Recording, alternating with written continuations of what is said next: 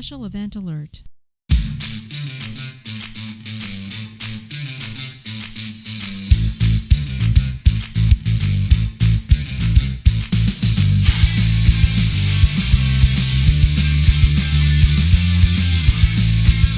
Get off your back and grab your cack, or else you will be late for changeover, your weekly space news and variety show. I'm your host, Marty Smith, and I'm joined by Mr. History, Eric Perrott. What's up, Got troops? cups to prove it. I did. I I had know, my cup of tea today. Nice. Nice. You got to get new cups. Yeah. And our man in the closet, Jake Wall. It's going to be one full year of different flannels, just for you know who. Just Different colors. I like it. Maybe you should get a Now I'm bulk going to out actually that have to matches keep with track of that. That's a lot of Bulk out. flannels, man. That's a lot of flannels. That's only 50 something. We're good. Yeah. We're here to bring you the latest headlines and updates pertinent to all Guardians and to the other lesser branches as well. So take your seats, get informed, and have a laugh because Late for Changeover is rocking it from the mountain to the space coast.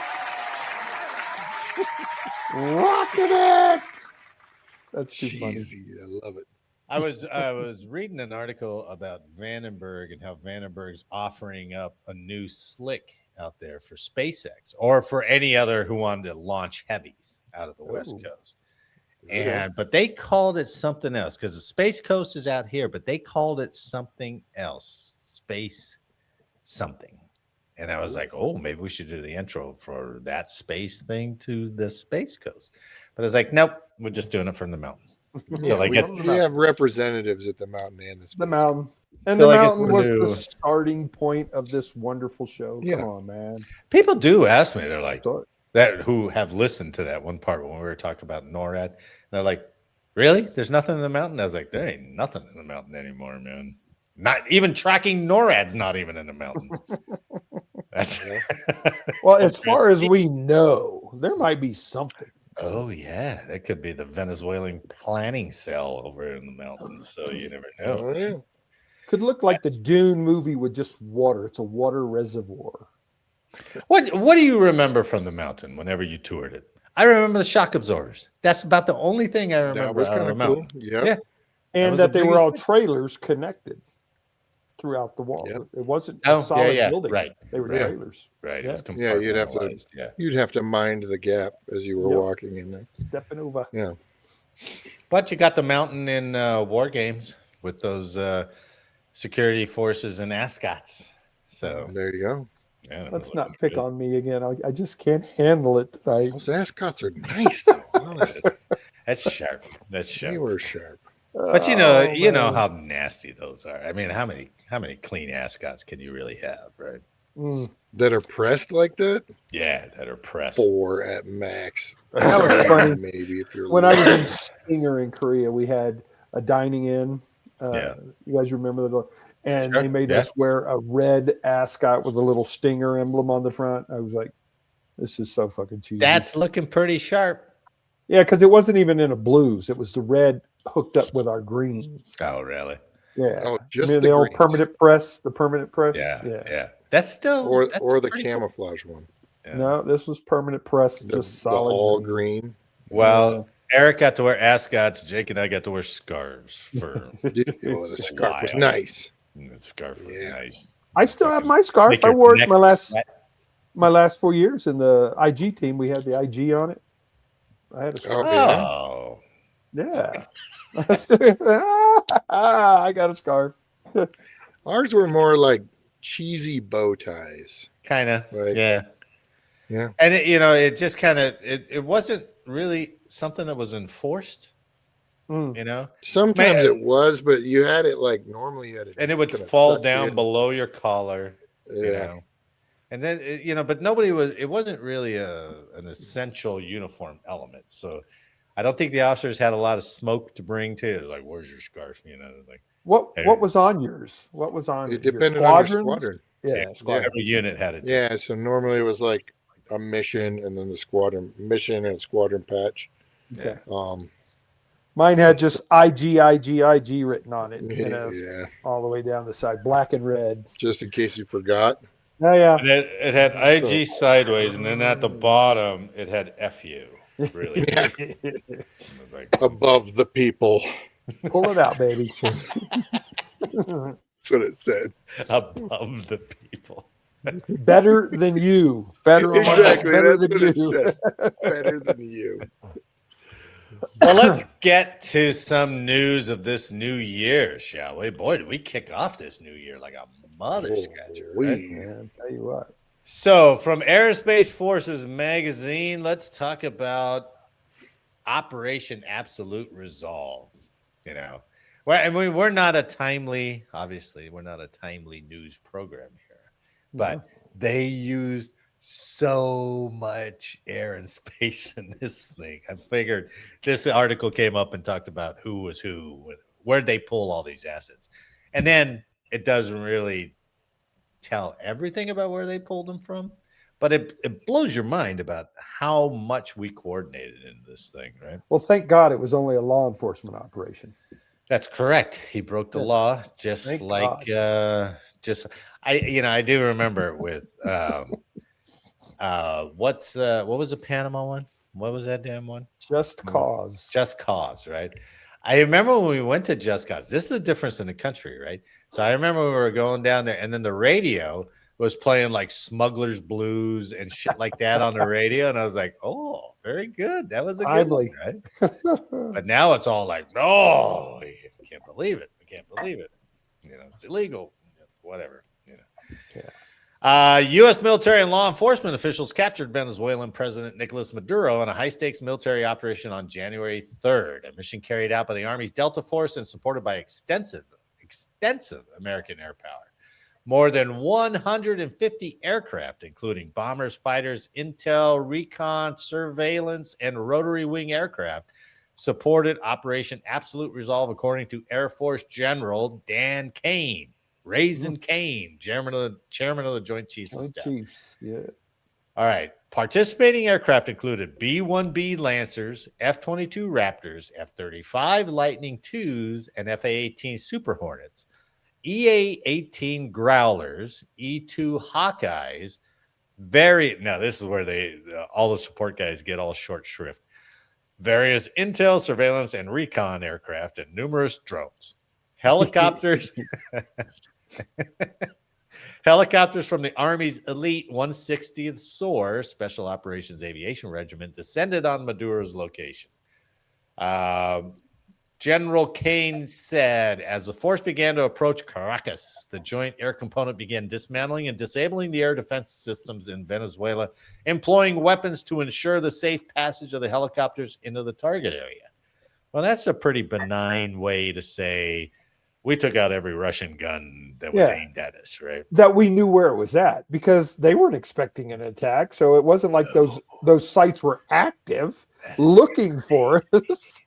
I didn't even know something had happened until I saw, I was watching YouTube and they had a little blurb of Trump's speech. And I was like, what the hell did we do? I don't even know we did anything. Crazy. U.S. Space Command, U.S. Cyber Command, and intel agencies, including the CIA, NSA, and the NGIA, National Geospatial Intelligence Agency, participated in the effort. The mission included knocking out electricity in the capital. That's an interesting sentence, too, right? I mean, knocking out electricity. They got brownouts anyway. It couldn't have been that hard anyway, right? Well, and they already said, too, there were human intelligence sources on the ground prior. A lot of human intelligence. Yeah. Human was running around. Just turn this switch off. The U.S. forces deployed for the operation included 12 F-22s from Joint Base Langley Eustis.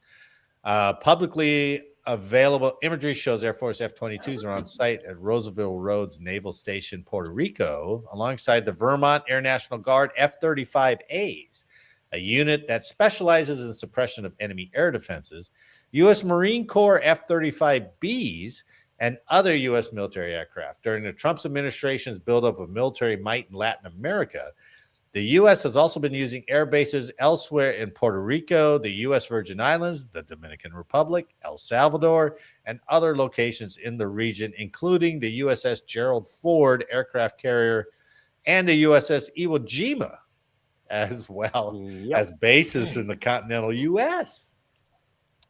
So it was more than just drugs, I'm thinking. They're like, get us in on that mission. They're like, okay, you can send 2.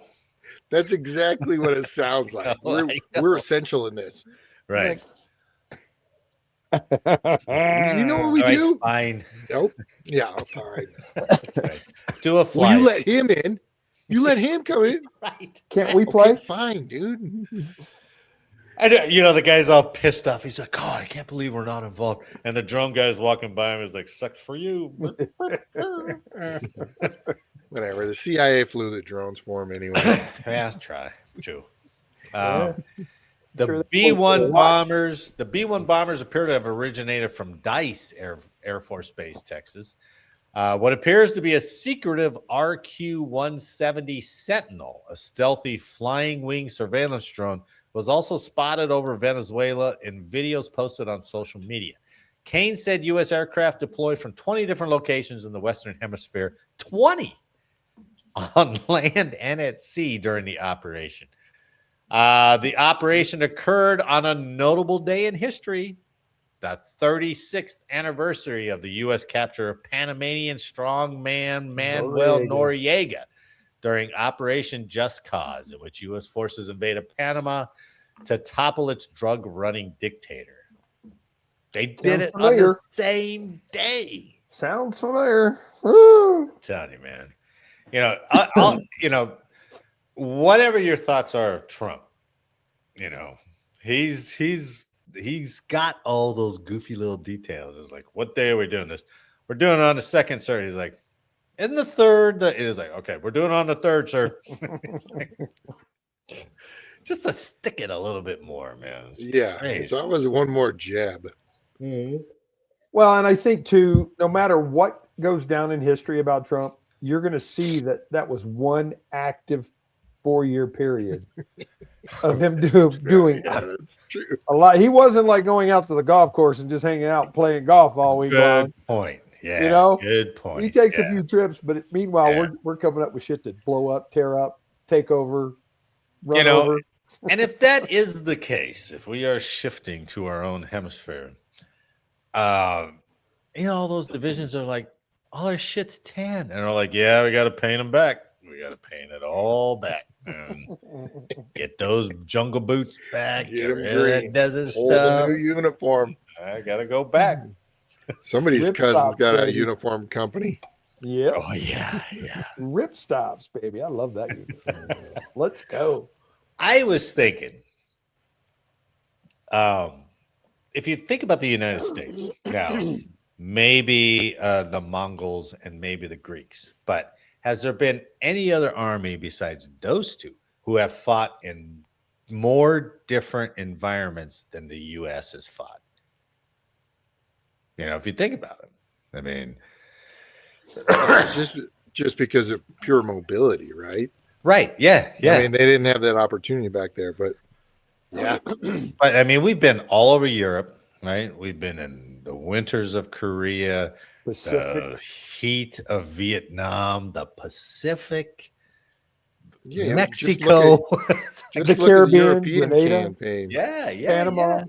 Yeah. European campaign had Arctic and then like forest and Norway. North Africa.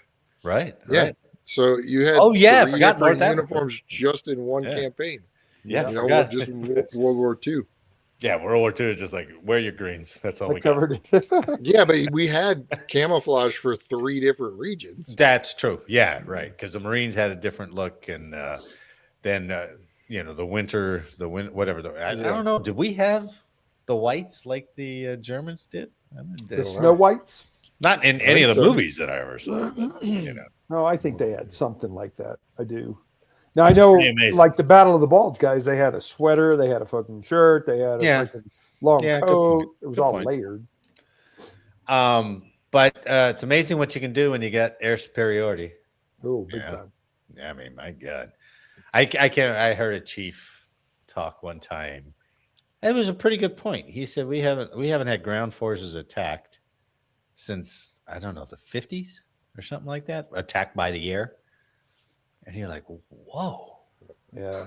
Let's not give anybody any ideas, man. Well, I don't know. It's all going to be kamikaze drones now, man. Yeah. Do you guys ever think about our coastline on the east and west coast going, oh, how vulnerable are we? Yes. It's not like we have air defenses sitting out, right? Everything's going to be based we don't on have air overhead defenses or imagery. anything like that, Right. do we? Yeah. Scud in a tub, man. I can just launch that shit right off the coast. Yeah. Yep.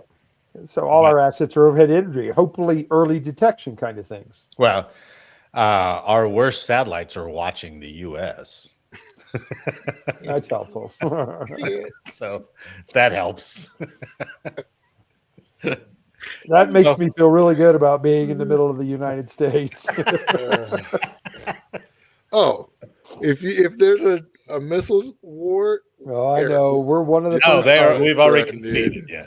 It's like, all right, yeah. start preparing. Can you imagine the damage they would do to space assets and Oh. everything if Colorado Was was it? gone? God. Right. Yeah, because we don't have a whole lot of alternate stuff out there.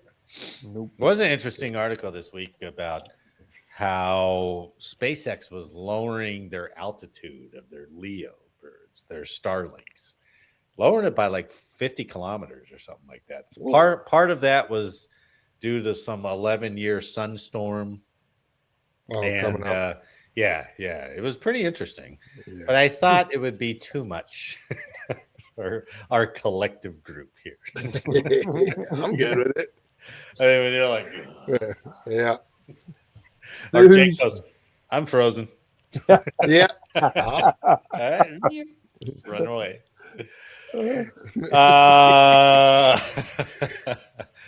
All right, moving on. Since it's the beginning of the new year, and since it seems like every service wants to redo their fit test, this story comes from military.com about how body composition is going to change. So here we go again. yeah, kind of, but this might be a good thing.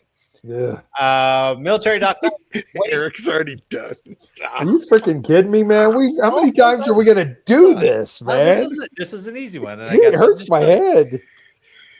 Waist to height ratio is now the central to military body composition standards. So we're getting away from the 1950s charts, basically.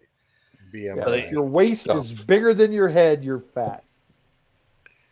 You know, it's that kind of ignorant thinking, Eric, that doesn't push us forward. That's why. No, that's true. I'm sorry. Let me apologize now to everybody who has a big waist. Or a small head. You son of a bitch. Yeah. Well, you two, it doesn't Sit apply. right You're here, good. Eric. Your heads are Sit still right big here. as mine. Come on. There's a reason it's from here up. It's a full pair right now.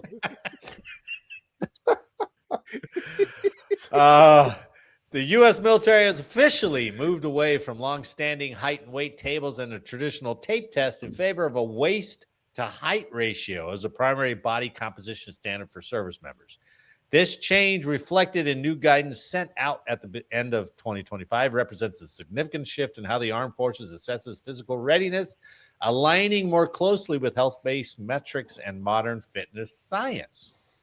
So, no longer those stupid charts where I was never tall enough, right? Yeah. And you know, I was overweight from that in high school because I think like being 5'8", you could only be like 160 pounds. I was like, Yeah, it was the body weight BMI, right? Yeah, BMI, right? Yep. BMI, or else you had to go to tape test. I would just be like, I just zoom right to the tape. Walk to the tape test. Yeah. Yeah, me too. And What about the back in the day those short guys that were like kegs and had no neck? There was like dudes at the Right. gym that would just work out freaking neck basically just so they would right.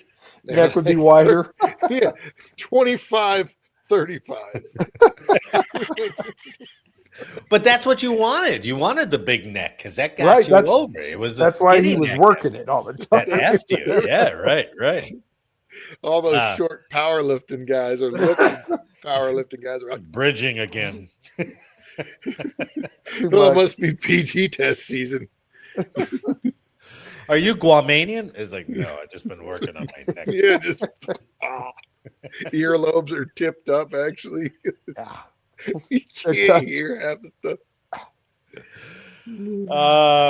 For decades, each branch of U.S. military used height and weight screening, followed by an abdominal circumference tape test. When individuals exceeded weight limits, that two-step approach frequently drew criticism because it often failed to distinguish between lean muscle and excess body fat, creating situations in which physically fit service members, some physically fit service members, were flagged simply because of their size.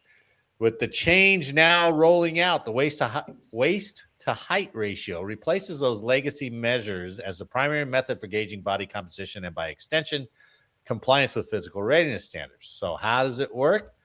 Rather than comparing a service member's weight to a height-based chart, the new method divides waist circumference by height using the same unit of measurements for both. Waist by your height. Yes. I'm going to do that right now. Or I'll show you in a second. The Air Force, which previously incorporated waist-based measurements into its fitness scoring system, has emphasized body composition metrics that better correlate with health and readiness rather than simple weight designation. Hold on a second. All right, check this out. This is a page that you can go to for the Air Force, right? So, Eric, back in your prime, how tall are you? 6 foot. Well, give me, God damn it. 72. What do you want? 72 inches? Inches. All right, 6 foot. Right? Yep. What was your waist? Back then, Yeah. probably a 34. Bullshit. Yeah, dude, come on, man. Marty, bullshit. All right, Just let's make go. up your own numbers then, Marty. Yeah, give me a 36. Do you I'll see give that? you- Do you see that on the results side? So you're in the green. Your risk Oh. assessment scale is meeting standard. So give me What? 36 and let me see if I still meet it. Change that 34. No, yeah, you probably will. We should go. Okay, let's try. You should. You're good on Let's try 36. 40. Oh, no. 40, you're in trouble. I don't have a 40-inch waist. But if you did, you would be not meeting the standard. Okay. Right? But It it's would be not in waist. It's high around your risk. belly button. That's the waist. Remember What's when this they were waist measuring circumference? waist? Oh God! that Yeah, was but so the location of your waist right was right. 2 fingers above your hip bone. Yeah, So your they hip would bone. find your hip Right. bone and then Oh, they'd go so up. that's a And it man's literally was like around our belly buttons. Yeah, your entire right. spare Like- tire, man. None of us will make it. And that's You you're couldn't like, win. I don't have a 4. I was like, And then the it way was they're like, measuring it, I got a oh, 40. Like, you're pulling And that maybe tape some too more. tight. I can see the indentions. You got to loosen that tape up. And you're like, oh my God. they had some tapes with that spring on it, where it would expand and be green, and then if you go too far, it's red. You're like, ah. I see, because all us men carry a freaking love handle. Of Dude, course. it's gonna right. make they were your waist doing wider. it square around the bacon. Oh, geez. So man. you could go to this website over by the Air Force and see in a minute if you're going to be good to go or not, right? But they also say that that the women are going to abide by this same test too. Well, women will pass it all goddamn day because that's not where they carry the weight. Yeah, Right? their weights in their butts most of the time. Butt and Yeah, legs. it's around their hips, right? Yeah. So, but it's all part of that going to, especially with the combat stuff, they're going to one test for males and females. So, Well, we'll see how long this lasts. I'm thinking this might be racist towards. Towards This is not gonna be. This is not gonna be fair. to men or women. The waist to height. finish For the that ladies. thought. They'll love I it. see. They'll where love you're it. Certain Yeah. ethnicities are known for having thicker. going. That's what I'm going. All right, here's some science for you. It's good. It The doesn't what- apply to us. Waist to height ratio focuses on central adiposity, which medical research consistently links to cardiovascular and metabolic risk. adiposity, adiposity. Defense officials, I see you both scrambling to look this up. Yeah, I'm like, I don't know what that is. Defense officials have I gave cited up. the stronger correlation as a central reason for the policy change, arguing that body composition standards should reflect real health indicators rather than blunt numerical proxies. Okay, so there's been some criticism that says this isn't a great indicator of health, and the military has come back and said, look, this is just a sign. If you're in the danger, then we refer you, and then blah blah blah. We're not gonna say you're a fail just because you come up into the red. So that's what they say now. Yeah, well, We'll see 5 years. They gotta leave a little leeway, because you got a guy We'll probably replace in the this red 5 years. who can Yeah. run, Right. do Right. anything 3 times better than the guy in the green. Oh, I knew guys with bellies who could outrun me. Yeah. So And it's just, they're just like that cartoon character. I don't know. They're perfectly balanced the way Yeah. they run. It I was don't a controlled fall for a mile and a half. As soon as the momentum got going, it's just You just got to move those legs fast Just enough. That's all It's you like had an to do. orbit. It's They like an gotta leave orbit. some You're going to gray keep area. going. You're going to keep Yeah. falling. gotta have gray area. I guess I ran into an article Yeah. too. The Air Force is going to take 2 tests a year, but members can choose to do. They're going to a 2-mile run now, and they can choose to do a 2-mile run on both, or you can choose to do it on one. But then you got to do this an exercise that they call the HAMR, the hammer, which is like shuttle runs and some other short stuff. So I thought that was Oh. the new standard, that hammer thing. Lifting don't the know. ammo can and dragging a bag. That's and- for our Marines. The Marines have the 2 PT tests. yeah, Okay. that's right. Like a combat test and a regular test. So this Yeah. this weight height ratio won't apply to them. No, it will. I think that's all part of the fitness thing. Oh, that's their initial Yeah, assessment. this is the body composition part Yeah, okay. that goes along with it. With the So PT yeah. a new BMI, if you will. Okay. Right. All right. I guess that's the way I read it. So I don't Hmm. know. We'll do it. We'll do a story in March about how they've trashed this. they've And gone- moving on Yeah, to the next exactly. thing. Yeah. Exactly. Right. So, I mean, that's great because those charts were terrible. I'd never met them, and anybody short never met them. So, I'm glad they're at least thinking about it. Now we'll see how that, them proposing it way up here. We'll see what the execution is way down here. And they're like, you're in the red, fail, next. Well, Like, the weight management card that had all your tape, 6.5. Yeah. Oh, The Every three, time- the 3 tapes that you Yeah, had to I'd do. go to my new squadron or something, and I'd get a call from the order room. Commander wants to see you, because he would evaluate all these freaking guys that have been wavered based on being taped. Yeah. So I'm Yeah, like, yeah. yes, sir. And he goes, okay, get out of my office. He just looked at me twice. He didn't say nothing to me. Get out of here. All right, thanks. Yeah. Well, and for the most part, yeah, you can do that. But they've gone to so many. We talked about the bike tests a long time ago. If you're in Yeah. shape, you can't pass the bike test. It's so dumb. Yeah. It's so dumb. I still want to go back to Jake's and I's fit test that we thought up, where you had to park in a parking lot, get out of your car, get through the turnstile, run the quarter mile, badge 3 times, and get to your console in an acceptable amount. You're like, you Appropriate fit? time? Yep, Yeah. he made it. 10 minutes. No, you were late for changeover. Ah, very good, Eric. Because I failed my fit test. That was perfect.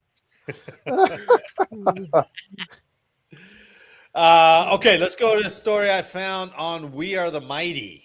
All right, Ooh. I think it was posted a long time ago, but they updated it. So the Black Hawk Down movie talks about Gary Gordon and Randy Shugart, right? The 2 guys they inserted to go help, try to help. What was it? Downed Chief helicopter. Officer Michael Durant. Yes. And they both got killed, and they both posthumously won the Medal of Honor. But did you know that there was a 3rd sniper that didn't go on the ground, but he was with that group too? I did not know that. I was not So, aware. I wasn't either. Apparently, Jake saw him all the time. So All the time. All the time. I just remember that part in the movie.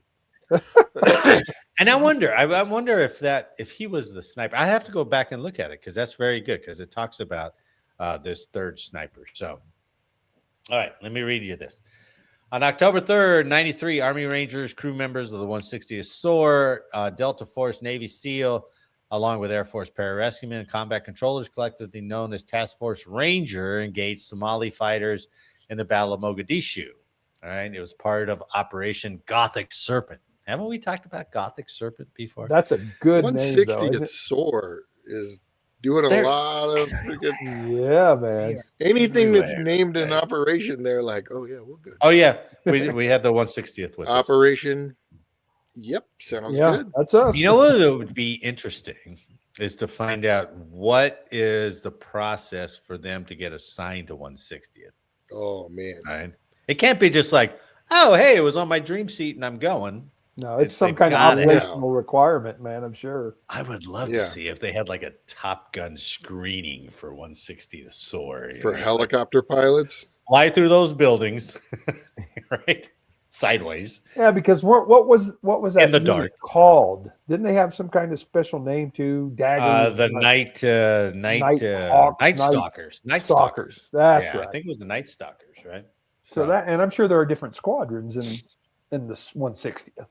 They're all they're army. I don't know. Yeah, They're I don't Army. know. But I'm going to do So- some research. See how you Yeah. get into it, right? Yeah, So, like we talked about, Master Sergeant Gary Gordon, Sergeant First Class Randy Shugart, both snipers went down. There was a third sniper. Obviously, the film didn't have it. I think the book had him in there, but I'm not sure how extensively. So here is his story.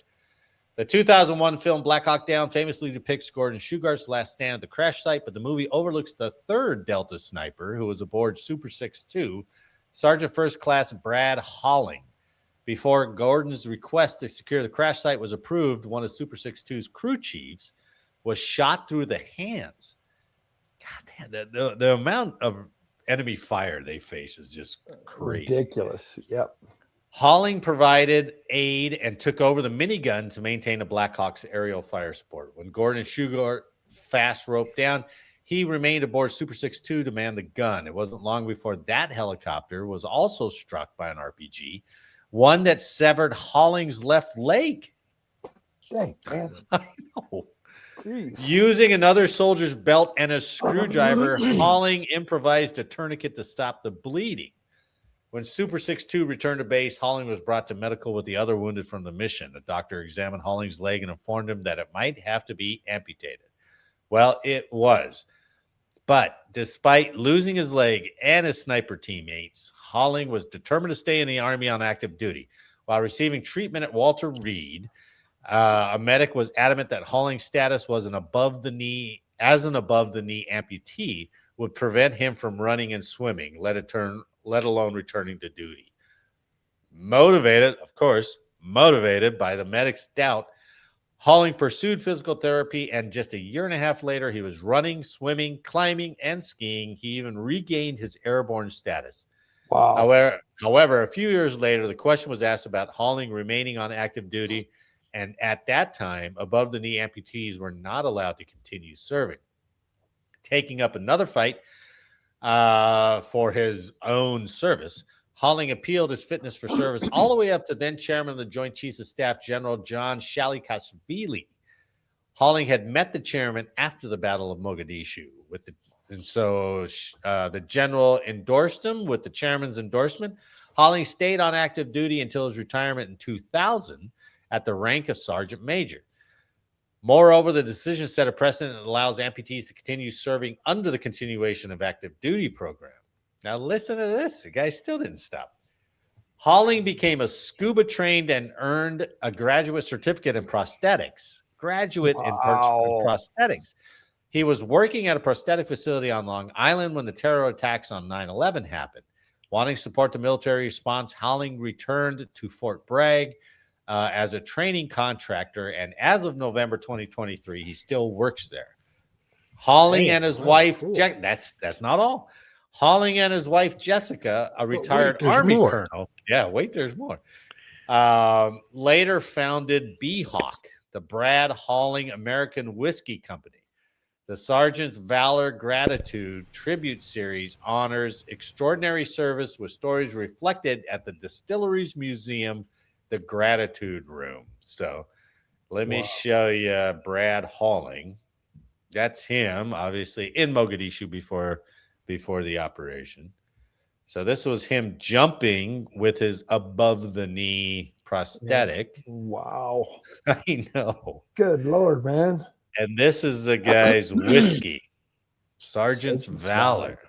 So I don't know, I don't know how many batches he makes of that stuff, or if it's a special batch only. I want to get a bottle of that, man. That's awesome. It looks good. We should I'll find out where we can get it. Right? And he's got awesome. rye, bourbon, and whiskey, I guess. So, Hell but everybody starts a whiskey company. Why don't we start a whiskey company? Maybe that's what we should do. It's too much work. It wouldn't go well. You got to play the long game, age it for 5 years. Now you got to find barrels. Yeah. Well, then why don't we start coffee? Everybody has fucking coffee, man. Some Black old Rifle's GI got that coffee, locked man. down. That's true. That's true. I got a Think cease and about desist that. from them from the last article. Black Rifle. I wish we did. That would be something to talk about. Yeah. Too much, man. So that was cool. I never knew about Brad Halling, and Jesus, he got tore up too. That story is amazing. That's an amazing cool. story. Pretty amazing. Cool. So anyway, Jake, I want you to judge our two stories since you were unprepared tonight. Oh, here we go. You had to call it out. You got to decide. Couldn't have just. Oh no, we're calling you out. I'm not going to wait till the year end. I'm calling you. You must do your work. The worst host, the worst co-host. Well, no, wait. But I have a use for you. So you're going to judge which one of these stories is better, right? Is there a I don't know. requirement? Guess who's already losing? Which one is more entertaining? Which one's been more of a dick bite? More Which one entertaining. Okay. I see how this is going to go. Eric wins. Thank you. Good night. Have a good day. All right. Thanks for joining us, Jake. I appreciate it. End up. Oh, you fucker. If we could play the music, I would. Oh, that would be awesome. All right, Eric, what's your unheralded history for this week? So mine is, it's getting harder and harder to find a good story, but this I thought was really good. And I beg to differ. There's it's within, shut up. It's my turn. If you're only looking 15 minutes before you come on. Then. Jake, just like excuses for changeover. I'm petitioning the judge to keep my partner, my collaborator over there out of the way. Keep him out. So this was in 83. Which is really cool because I had no idea this was going on, and I'm sure it'll surprise you a little bit. So I want to think back World War II when the friggin' Germans had that Gustav gun. Oh, remember the Gustav gun? Right. Big guns, trying to make it mobile. It was on a radio. Yeah. So this is sort of along those lines, but I didn't know we had such a story with it, man. So let me give you some down and dirty real quick. The Cuban Missile Crisis was 2 decades in the rear view, but in the early 1980s, Cold War tension between the United States and Soviet Union remained feverishly high. Feverishly high. In particular, 1983 served as a dangerous flashpoint, with the distrust and paranoia between the East and West amped up after the Soviets shot down Korean Airlines Flight 007. Remember that? Oh, yeah. Good one. Yeah, nearly misinterpreted a NATO exercise simulating a nuclear attack for the real thing. Yeah. That year also saw the Air Force successfully flight test the Peacekeeper intercontinental ballistic missile. For the first time, as the Defense Department sought to develop a mobile ICBM system. So how many parades in Russia have you seen where they've got their ballistic missiles on the back of trucks? And right down every one of them. I've never seen one without them. You always know from the intel pictures, if they have white walls, it's China or North Korea. Oh, good. Yeah, that's right. They got the white walls are looking sharp. So the Department of Defense said, guys, we need to do better. If there is one nuclear strike on, a couple of our bases, you could basically lose your entire nuclear warhead arsenal, right? Yeah. So the Air Force Strategic Air Command, which largely oversaw the bombing capability of America's nuclear weapons from 46 until 92, had been trying to implement a mobile ICBM missile system since 71, but struggled to reach a consensus on what that would look like. Finally, President Ronald Reagan, who had labeled the Soviet Union the evil empire during a March 83 speech, issued a national security directive on 19 December 1986 to develop the Peacekeeper Rail Garrison program. No, rail garrison. Right? Never heard of it. So according to a 1992 assessment of the project by Air Force Lieutenant Colonel Terrence Crossy, 25 of the military service trains would hold two 71-foot peacekeepers apiece, Good night. totaling 50 missiles overall, with another 50 missiles designated for Minuteman silos.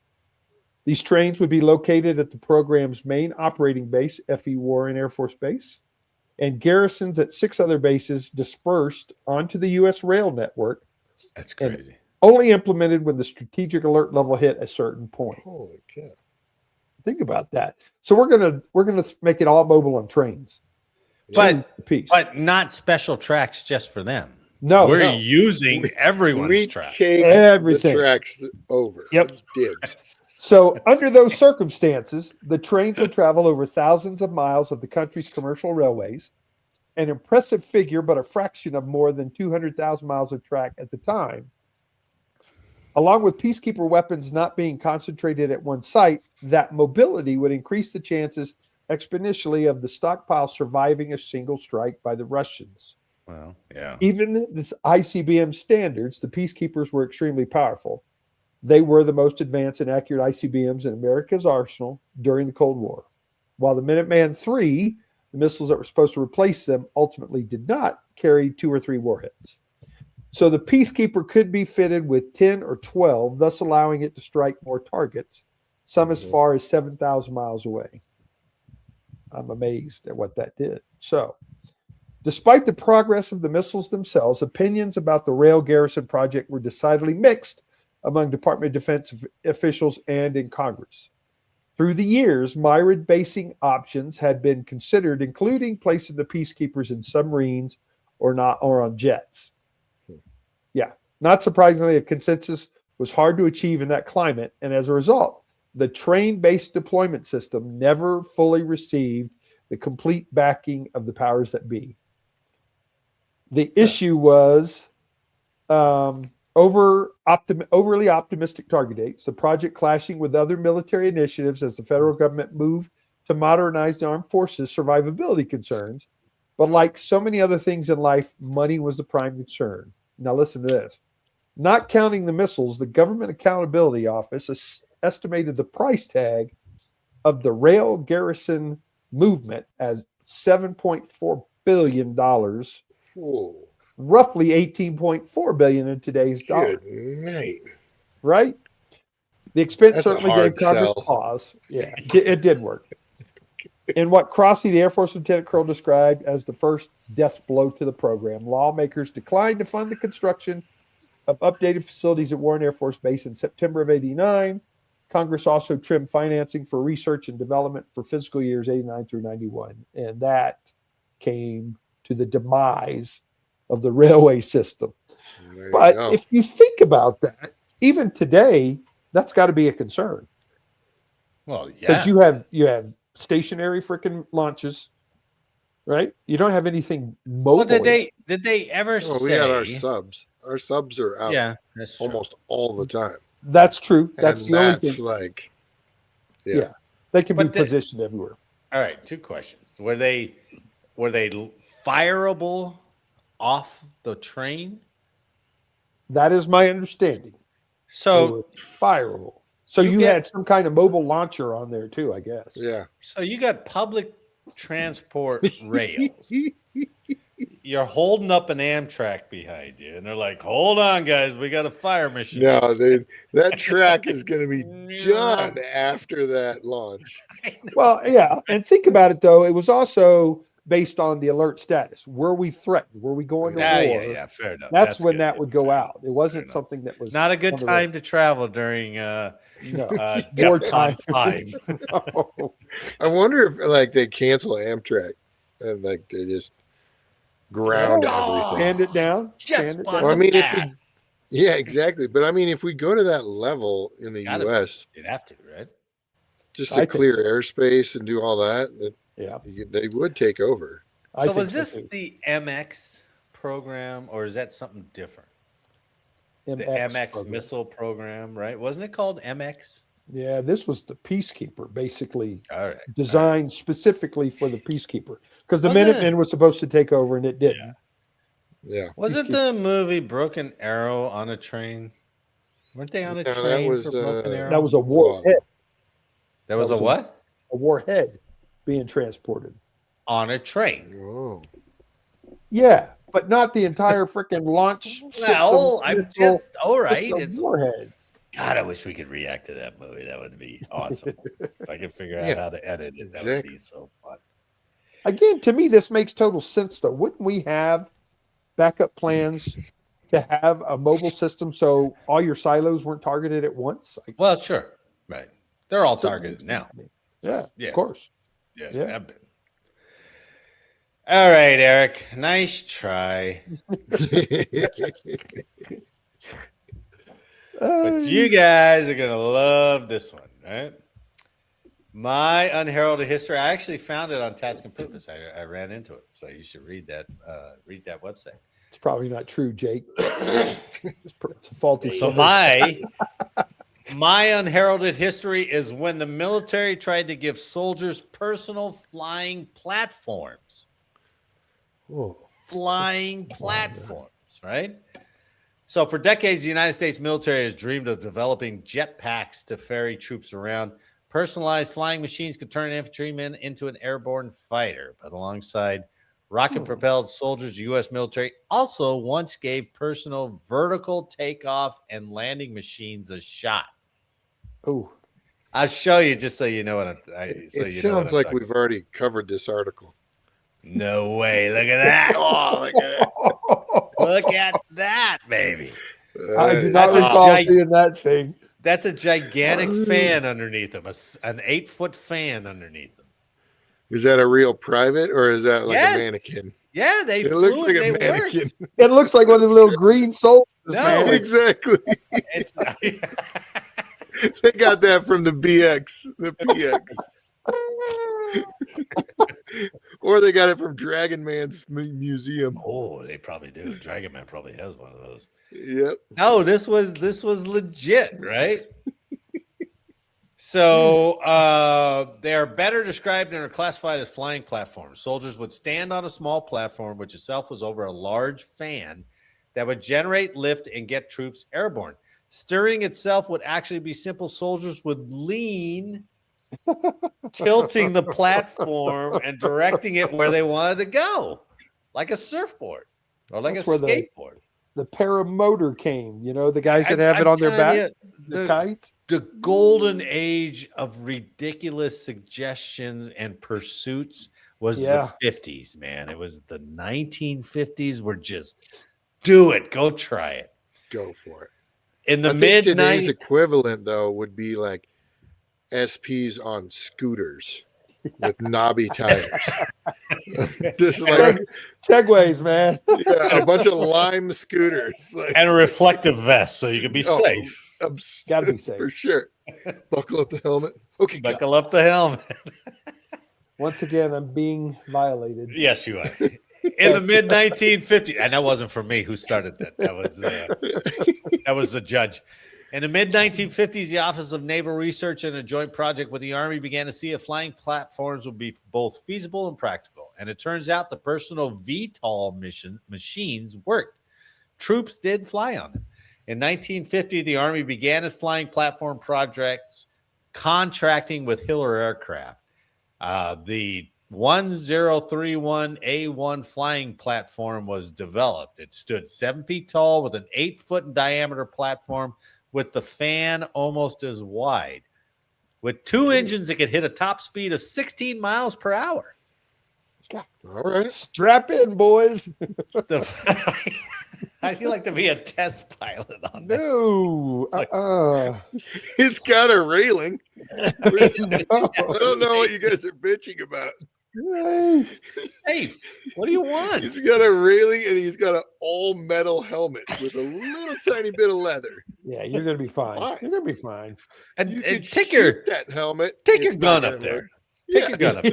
See if you can hit anything. Look Take at your that. gun up That's there. insane, man. Oh, But look how calm he is. Or maybe Yeah, that was oh. just he's frozen solid with fear. I don't know. That's because man. it's a PX mannequin, man. It's fake. Hey, if we could fake the moon landing, we could fake the flying plane. you know, it's funny Absolutely. that they don't have like a barrier around him. You just shoot up there. and Why? hit him. It's war, Eric. It's war. You don't need a barrier. You're going to war, right? I No can concealed fly. government, I just- don't need this. I can go higher. The You flying got a railing. platforms. The Again. flying platforms were meant to be stable enough and easy enough to control. The soldiers on them could still aim and fire small arms while airborne, and then be a target for everybody you're flying. Absolutely. Yeah. This guy's like, where So are a they? Random, a Just random like every casing parachute goes is coming through. down, man. Yeah.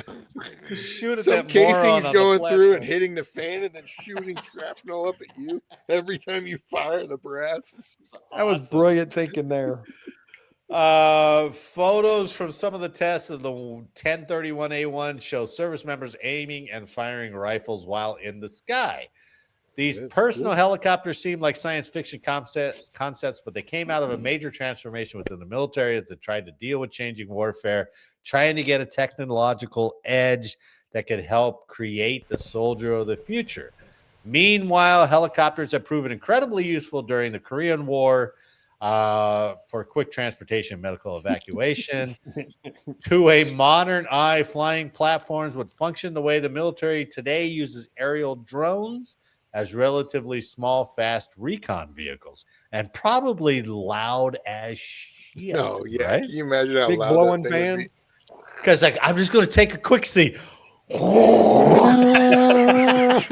Like a fan boat, man. be? Exactly, like two double-bladed fan. And And all there's the nowhere dust- to hide.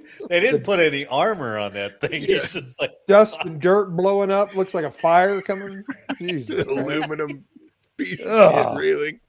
Just angle iron. Just hold on, boy. It'll be fine. Or else he's like, this is so cool. Yeah. We can He's the destroy idiot. all of Germany with this. Check Like this he's out. just pumped about the technology. I'm going horizontal, boys. Let's go. What year was it, Marty? 1950s, man. The middle of Oh, it's late. 1950s. That's after so- the Germans. How many Yeah. people died during all these wacko Russians. experiences, man? It's fucking all constraints were off. You're just like, this is counteract the Russians, and they're like, oh, okay, go. Well, then you're good. Yeah. We're doing it now. Yeah, This is well, a war true. on terror. Yeah, It's a war that's on right. drugs. This is a war on this. Oh, Yeah. let's put all our money there. It's a war on. We don't have enough money, so okay, we can do that. Too. Oh, We did them. I- We did it for Pearl Harbor. It was good. It's scary, man. Scary. Even though the flying platform did work, the military eventually soured on the idea. They weren't effective enough or fast enough to be practical in the field. The military stuck with larger helicopters, which would become more central to military transport. These 1950s inventions were useful, however. The Smithsonian Institute noted that they were a major step forward in VTOL research. There you go. Gentlemen, that's my unheralded history. Just a balloon that went from the ground up. Flying platforms, baby. Balloon. Don't Yeah, let me belittle. see that. flying Let me see that picture again, Marty. The little green army dude. There's a big thumb that they cut out of that picture because it's a little model. But That is so 8-foot awesome. fan, man. 8-foot fan. And then You they can only they cut- stand within that one little area, or else you just get How off much- balance and topple. How much could you really control it just by leaning? You know? Man, that's Oh, scary. yeah, to think you'd get that some that's momentum work. going, but then you have to run quick to the other side to like, oh shit. No, you don't even get all that area. Look at how tight that area is. Yeah, that's around true. here. The Yeah, safety bar. He he's can't a move rocket. anywhere other than that. They're shooting at me and this thing won't go. That dude was pretty brave, whoever it was, to win up Yeah, that it damn was. thing, Yeah, that's man. pretty cool. Yep. Yeah. Crazy. I mean, there's no like safety harness. He's not clicked in. Yeah, not a anywhere. parachute or anything either. Ugh, No, they good. That's fall crazy. from 30 feet. They got Ah! an old timey fire crew underneath with a sheet. Jump if you need to. 8 guys running around underneath him. Come on, let's go. The whole time, just getting blown around. Like, their hats are gone. Their shirts. Like, I can't see him anymore. it's your turn to open your eyes. My God. He's still over us. I can feel the fin. All right, I may Oh have my to God. concede tonight's history to Marty Oh, on that's this one. too damn That was funny. a good Isn't one. it? That's Far-fetched. insane. That's That a is good insane. Far-fetched. And there was a joint program with the Army and the Navy. I don't know what the Navy was going to do with those things, but Ship to It ship. looks awesome, but man, I mean, that's it would scare the shit out of you if you had Oh, like yeah. 5 of those guys coming at you. You know, mount a Machine gun. 50 cal on that whole, thing. yeah, That would be whole like, wing of whoa, what is going on? Yeah, like- and they're like, hey guys, we got this thing called a helicopter. We can put guns on. And they're like, oh yeah, that's a much better idea. Let's go. that's And cool. drones now. I'm Yeah, like, I ain't putting my ass on there. That's So, awesome. Yeah. You don't even have to say I'm a winner. That's okay. Oh, you are definitely the winner on that I one. know. Reluctantly, I But even have to definitely the concede it. He's the Yeah. winner. There was let's keep going with it. Jake, when are you going to come back? You're gone for a couple weeks, right? no, I'm here now for a while. Oh, so I'm good. okay. All right, good. You still Well- working? So yeah, our trip just got pushed to February. Oh, it did. Okay. Yeah. Okay. So Right Or before whenever, they I don't know. yeah. Well, that's you cool. know.